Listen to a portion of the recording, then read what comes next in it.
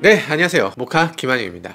아침부터 eGMP 관련 발표가 있어서 기자님들 아주 열심히 취재하셨습니다. eGMP가 뭐냐? 라고 하면 플랫폼이라고 합니다. 플랫폼은 다 아시죠? 어려운 거 아니야. 어려운 거 아니야. 어려운 거 아니니까 조금만 기다려보세요.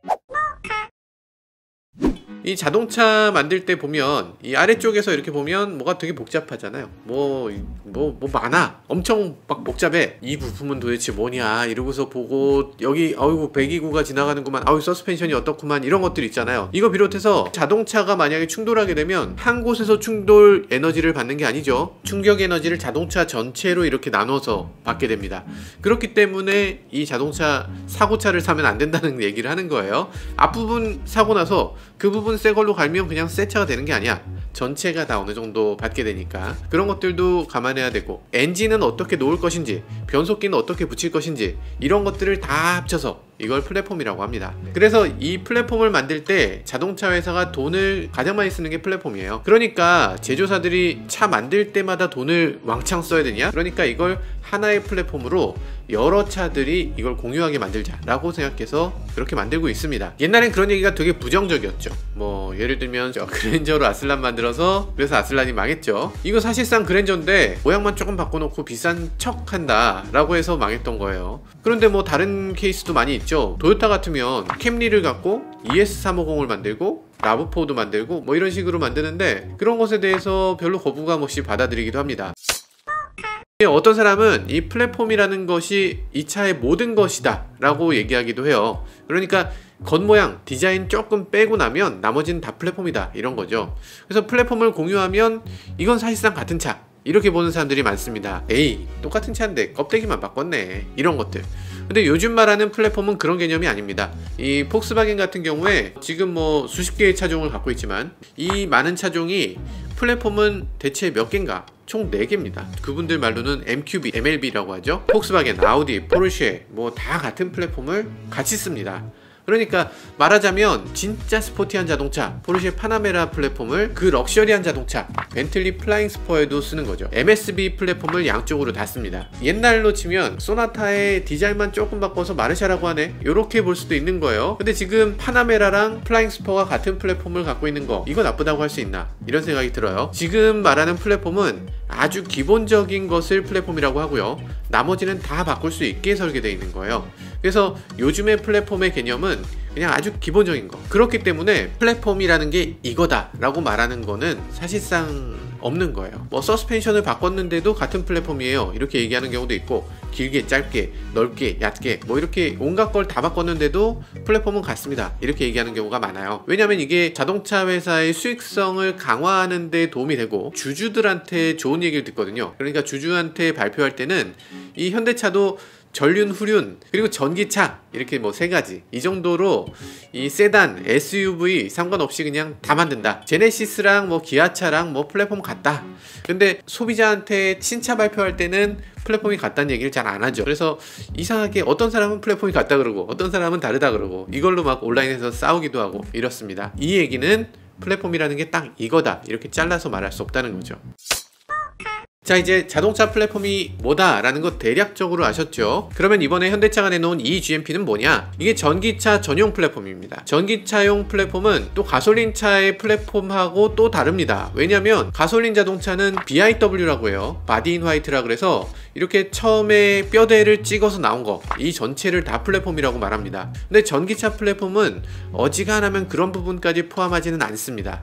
그래서 우리가 흔히 스케이트보드 플랫폼이라고 얘기하는데 바닥 쪽에 단단한 것들을 갖고 있고 거기 서스펜션과 바퀴 굴러가는 거, 뭐 모터 정도, 이런 식으로 이 밑에 다 까는 거, 요거 처음 만든 팀이 어디였냐면 GM이었습니다. 30년 전에 GM이 그것도 심지어 수소자동차 컨셉트로 이 밑에다가 수소 탱크를 넣고, 그리고 여기에 뭐 모터도 인휠 모터로 바퀴마다 모터를 달고, 그리고서 모든 걸 다 한 다음에 이 위에다 SUV를 하든 승용 세단을 넣든 스포츠카를 얹든 뭐 이걸 자유롭게 할 수 있게 만들겠다 라는 걸 30년 전에 했어요. 그때 정말 충격적인 내용이었는데 그때 당시에는 그냥 너무 허무맹랑하게 느껴져서 아무도 주목하지 않았죠. 뭐 디자이너랑 뭐 문과 출신들이 아 이런 식으로 만들면 되겠네 이렇게 하고서 뭐 공대 출신들한테 야, 이제 이거 만들어 와 뭐 그런 수준이었어요. 그냥 뭐 안 되는 거야. 그래서 이걸 실제로 되겠네 하고 만들었던 거는 테슬라가 최초입니다. 이게 뭐 흔히 테슬라가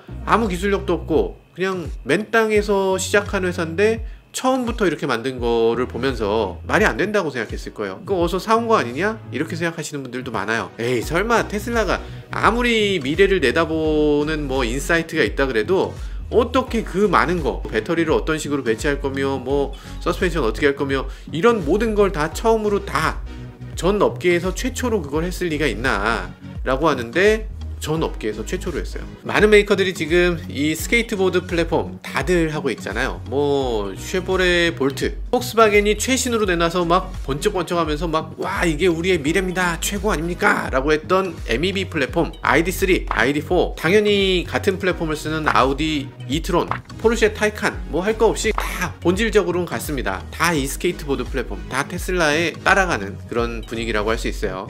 그래서 현대차도 이번에 누구나 아는 그 전기차 플랫폼 eGMP를 이번에 공개하게 된 거죠. 그런데 똑같지는 않고요. 조금 다릅니다. 어떤 게 다른지 한번 보시죠. 네, eGMP는 일렉트릭 글로벌 모듈러 플랫폼, 전기차 전용 플랫폼입니다. 그럼 바퀴는 어디가 구르나? 당연히 뒷바퀴 굴림입니다. 이걸 보고서 많은 분들이 오 드디어 현대차가 드디어 후륜구동의 중요성을 깨달았다. 와 현대차 최고 뭐 이렇게 말씀하시는 분들도 계시는데 사실 전기차 전용 플랫폼을 만들다고 하면 그냥 이게 그냥 당연한 겁니다. 사실 테슬라보다 더 전에 나온 BMW i3 이것도 뒷바퀴 굴림이에요.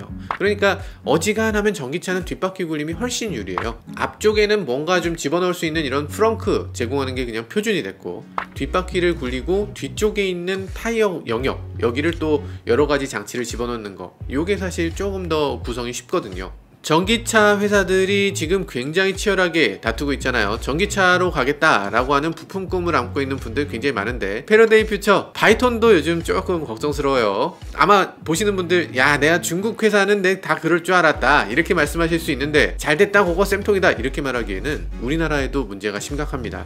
여기 기사 보시면 바이톤 휘청의 명신 된설이 아 그래요? 전기차 메카는 좌초. 이게 왜 이런 얘기가 나오냐면 명신 뭐 다 아실 거예요. 지난번 영상에서 말씀드렸던 GM 군산공장 이거 대뜸 인수한 회사 어떻게 그 GM이 포기하고 간 그 군산공장을 인수할까 엄청난 회사다 이런 느낌이 들었잖아요. 그런데 아니나 다를까 요번에 330억을 투자했던 우리피 신영은행이 6개월 만에 상환 요청을 했다고 해요. 그러다 보니까 전기차 클러스터 조성 군산형 일자리 사업 이게 다 올스톱 됐다고 합니다. 이 어떻게 된 사연인가 봤더니 일단 바이톤에서 물건을 받아서 생산한다 이것까지는 확실했던 거예요. 그것까지 계약도 맺은 겁니다. 그래서 330억을 투자를 받아서 이걸로 바이톤에 투자를 할 계획이었다고 그래요. 이게 그러니까 뭔가 좀 누가 누구한테 투자를 하는지가 바뀐 것 같은데 바이톤에 투자해서 중요 주주가 되고 그래서 앞으로 생산되는 물량을 내가 중요 주주니까 나한테 생산을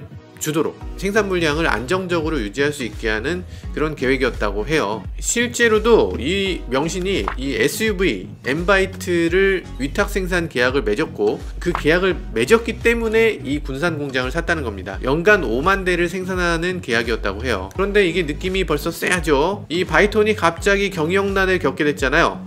경영난을 겪게 된 이유 많이들 얘기하는데 코로나 바이러스 때문이라고 뭐 이렇게 얘기해요.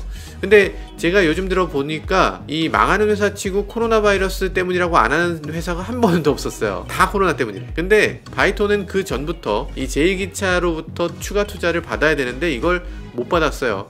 그래서 아주 어려움을 겪었죠. 망한다 이런 얘기가 지금 뭐 코로나 이슈 한참 전부터 있었습니다. 네, 어쨌든 이 바이톤은 지금 현재 세계 중요한 도시의 사무소를 다 폐쇄하고 그리고 미국, 독일 법인은 이미 파산 절차에 들어갔다고 해요. 군산 전기차 클러스터 조성 사업, 군산형 일자리 창출 사업 이거는 지금 바이톤의 발주 물량에 맞춰서 이걸 진행했던 거거든요.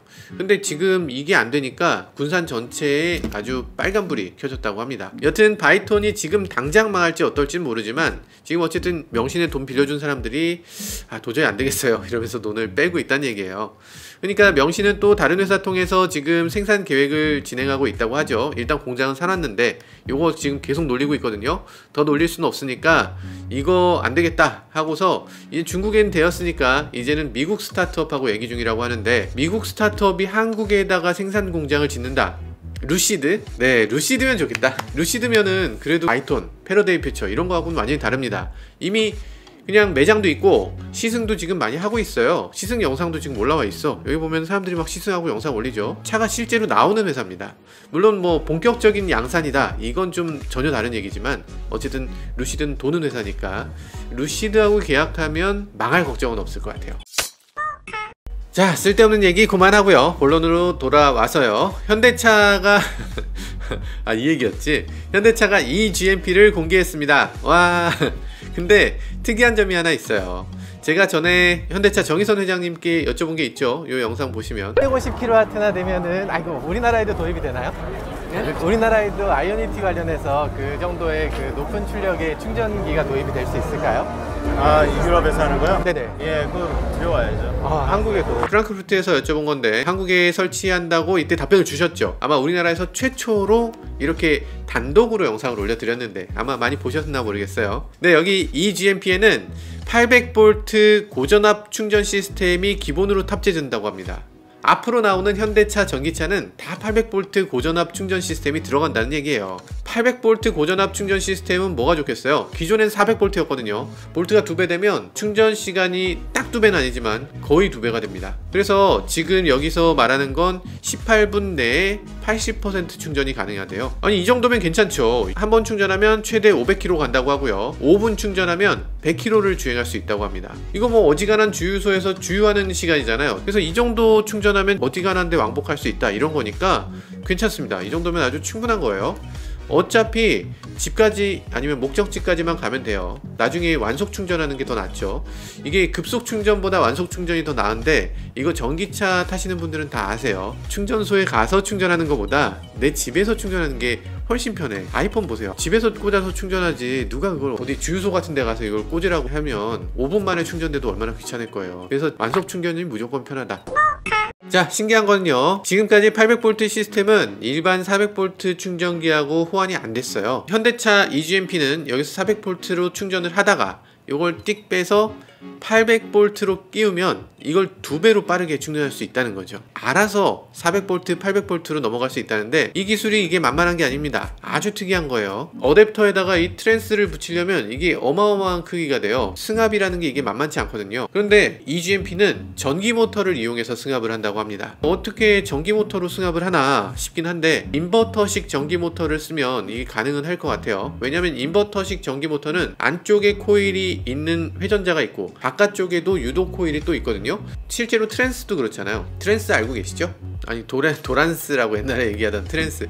이거 모르시나? 아무튼 이 코일 2개를 이용해서 전자기 유도로 이 승합 감압을 하는 건데, 아니 모터도 그렇게 생겼잖아. 그러니까 모터에서 이 트랜스 역할을 하면 되겠네 라면서 이 모터를 통해서 승합을 하는 이런 아주 독특한 아이디어를 갖고 있습니다. 그래서 별도의 트랜스 없이 이 모터만 갖고서 승합을 하는 거, 이거 세계적인 특허를 냈다고 합니다. 멀티로 다 꽂을 수 있는 이런 아주 특이한 전기차라고 할 수 있죠. 근데 지금 뭐 800V가 뭐 얼마나 있겠어, 충전소 없겠네 하시는 분들 많으실 텐데 그럴 줄 알고 제가 질문을 드렸습니다. 다음 질문 이어가 보도록 하겠습니다. 김한용 기자님의 질문이고요. 현재 800V 충전기는 몇 기가 있으며 향후 현대차가 충전기 보급에 어떤 방향으로 투자를 할 계획인지 궁금합니다. 답변 부탁드립니다. 네, 현재 800V 충전기를 여러 군데 지금 계획을 하고 있고요. 특히 고속도로 부분에 12개의 충전소를 만들고 도심에 8개 정도의 충전소를 만들 계획을 가지고 있습니다. 충전소마다 충전기는 6개 정도가 지금 셋업이 될 것이고 현재 계획된 건 한 120기 정도를 계획을 하고 있고 이 부분은 계속해서 더 확대돼 나갈 걸로 저희는 추진을 하려고 합니다. 네, 그리고 특이한 기능이 있죠. 자동차의 전기를 충전하고 그 자동차에서 전기를 또 뺄 수 있도록 했어요. 뭐 말씀하시기로는 자동차가 거대한 보조 배터리 같은 역할을 한다고 합니다. 핸드폰에 전기 없으면 보조 배터리 케이블 딱 꽂듯이 이 집에도 전기가 없으면 집에다가 전기를 보조 배터리처럼 끼는다는 얘기예요. 이 자동차를 보조 배터리처럼 끼고, 그리고 만약에 지나가다가 다른 차가 배터리가 없어, 그럼 내 거 껴줄게, 그러고서 여기서 보조 배터리처럼 공급할 수 있다는 얘기입니다. 사실이라면 너무 좋은 것 같은데요. 근데 살짝 걱정되는 건 전기차의 전기가 가정용 전기보다 싸거든요. 가정용 전기 누진제도 있고 하니까, 그러면 가정용 전기를 안 쓰고 다들 충전해서 그걸 가정에다 계속 공급하는 형태로 하면 어떡하지? 이런 것에 뭔가 대책을 마련해야 될 것 같아요. 네, 그리고 파이즈 라만 현대차 그룹 전무가 이날 또 말씀을 하셨는데, 2025년까지 전용 전기차 포함해서 23종의 전기차를 선보이겠다라고 다시 한번 확인했어요. 이제 2020년 거의 다 갔으니까 한 4년 남은 거예요. 4년 동안 23개의 전기차가 나온다고? 이렇게 많이 나온다고? 가능한가 싶네요. 그리고 전기차를 세계 시장에 100만 대 이상 보급한다고 합니다. 현대차가 지금 700만 대 팔거든요. 근데 100만 대?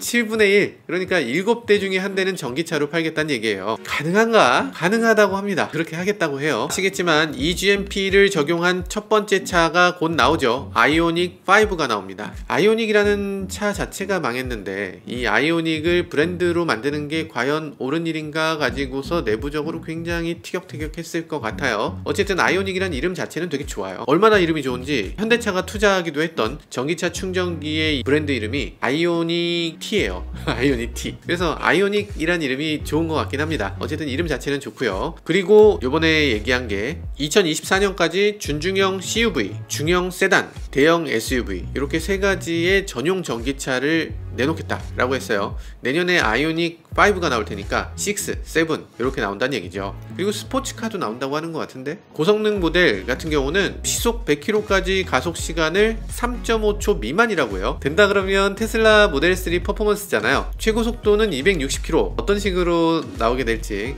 좀 더 봐야 되겠죠. 여기 사진들 보면 이게 아이오닉 5, 6, 7이다 이렇게 사진이 나왔는데, 하나는 지금 프로페시거든요. 프로페시가 여기 왜 들어있지? 프로페시가 6라고? 사실 여부는 모르겠지만 대형 SUV 나온다는데 그것만 해도 뭐 일단 기분은 좋네요. 그리고 배터리가 지금 굉장히 이슈잖아요. 배터리에 대한 안전에 대해서도 이날 얘기가 좀 있었습니다. 배터리 테두리에 이렇게 에너지 흡수 구간을 만들고, 그리고 초고장력 강판을 이용해서 사고가 나더라도 배터리가 깨지거나 밀리거나 그래서 화재가 나지 않도록 이렇게 초고장력 강판을 많이 이용했다고 해요. 아래쪽에 크랙이 생겨서 거기 화재가 난다거나 거기서 뭐 물이 들어간다거나 뭐 이런 얘기들 요즘 간혹 나오는데, 그런 것에 대한 보완은 조금 있었으면 좋겠다는 생각이 듭니다. 하체에서 의외로 뚫고 들어가는 게 많이 있거든요. 예전에 테슬라 같은 경우도 아래쪽에서 뭐가 뚫고 들어와서 화재가 난 경우가 있는데, 이런 경우를 대비하기 위해서 테슬라는 아래쪽에 타이타늄을 붙여서 타이타늄 커버를 이용해서 이게 뚫지 못하게 이렇게 만들기도 했고요. 그런데 현대차는 어쨌든 아래쪽에 대한 보완은 지금 없어 보입니다. 그래서 안전성을 더 확보하기 위해서 이 배터리 본체는 본체고, 본체와 별개로 냉각수를 바깥쪽에 흐를 수 있도록 하는 여러가지 안전장치를 더했다고 하는데요. 배터리 냉각에 대한 안전장치 이런 것들이 어떤 식으로 됐는지 나중에 실제로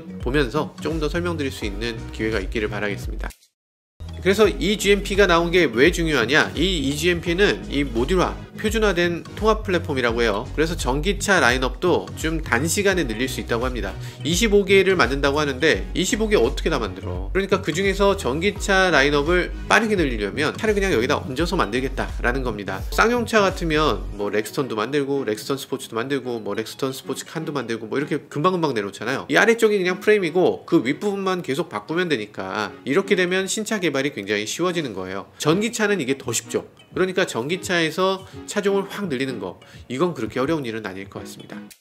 eGMP가 되면서 가장 큰 변화는 뭘까요? 일단 무게중심이 낮아진 거 당연히 좋고요. 그런데 그거 말고 그보다 더 좋은 점은 하체가 이렇게 길어진다는 거예요. 휠베이스가 굉장히 길어지기 때문에 어지간한 자동차는 바퀴 앞쪽으로 범퍼가 이만큼 튀어나오잖아요. 근데 오버행을 굉장히 짧게 할 수 있고, 그러니까 바퀴를 차체 끝에 붙일 수 있으니까 실내 거주 공간은 그만큼 늘어날 수 있겠죠. 같은 길이더라도 실내가 더 넓어진다, 탑승 공간이 넓어진다는 점에서 아주 큰 장점이라고 할 수 있겠죠. 그리고 센터 터널이 없어지고 바닥이 평평해져서 공간 활용성이 굉장히 늘어나는 거, 이것도 장점이라고 할 수 있습니다. 좋은 얘기만 할 수는 없죠. 아쉬운 부분도 좀 있어요. 보통의 자동차는 이 바닥과 이 차체 바닥의 두께가 이만큼밖에 안 됩니다. 그러다 보니까 시트가 굉장히 낮게 구성될 수가 있죠. 근데 아래쪽에 배터리를 실으면 어쨌든 배터리 우리 파우치의 두께만큼은 이렇게 올라오잖아요. 이 파우치가 얼마나 얇은 게 들어갈지 모르겠지만 테슬라를 비롯해서 정말 많은 메이커들이 이 두께를 낮추려고 노력하고 있는데, 근데 아마도 현대차도 이 두께가 상당히 나올 것 같아요. 그러니까 사람이 앉았을 때 약간 올라앉는 거지. 그러다 보면 따라서 또 커져야 되는 게 있습니다. 루프가 따라서 높아질 수밖에 없어요. 그러다 보니까 스포츠카가 아니라 뭔가 이거는 CUV 느낌이다, 이런 느낌의 자동차가 자꾸 만들어지는 거죠. 네, EGMP 간단하게 살펴봤는데요. 뭐 이게 문제라고 할 것까지는 아닌데, 지금 현대차 EGMP는 약간 테슬라를 따라한 것 같은 느낌이죠. 테슬라는 이미 이거 8년 전부터 양산하고 있던 거잖아요. 그럼 현대차가 테슬라에 비해서 8년 늦은 건가? 그것도 아닙니다. 8년 단위로 계속 쫓아가고 있는 건가? 그것도 아닙니다. 테슬라는 이미 다음 세대를 이미 내놨죠. 테슬라 일론 머스크나 뭐 이런 사람한테 스케이트보드 플랫폼을 이제 버리는 거냐? 버린다고 합니다. 이제 앞으로 만드는 건 스케이트보드 플랫폼이 아니라고 해요. 차체 안에다가 배터리 팩을 넣잖아요. 지금 그걸 왜 배터리 팩을 또 그 안에 넣느냐 라는 상황입니다. 그냥 차체 일부가 배터리 팩이면 되잖아 라는 상황이에요. 패키징을 해서 이 차 전체의 구조를 만든다는 겁니다. 요즘 테슬라가 말하는 건 뭐 흔히 우리 번역으로는 구조 배터리라고 얘기하는데, 배터리 자체가 그냥 구조라는 겁니다. 배터리랑 차를 분리할 수 없는 그런 구성을 지금 하고 있죠. 차체 뒷부분은 그냥 한 번에 쿵 찍어서 만듭니다. 아, 이거 보셨어요? 지금 주조기계 중에 전 세계에서 가장 큰 크기라고 하는데, 그리고 이걸 그냥 배터리 구조하고 서로 결합시키는 거예요.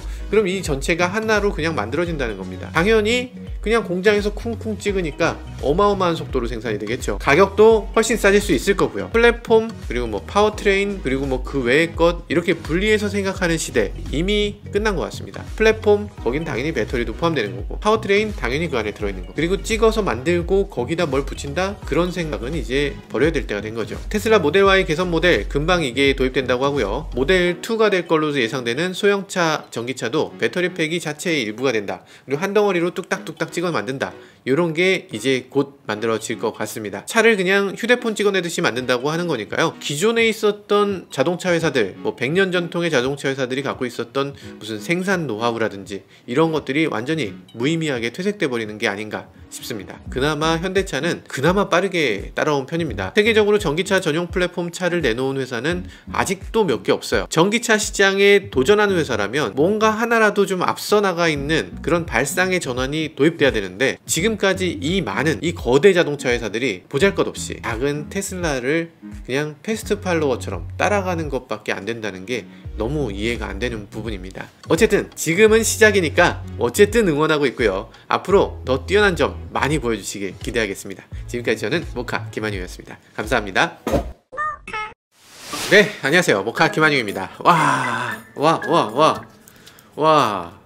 벌써 12월입니다. 올해 마지막 자동차 두 번째였다. 그게 아니었다. 미안.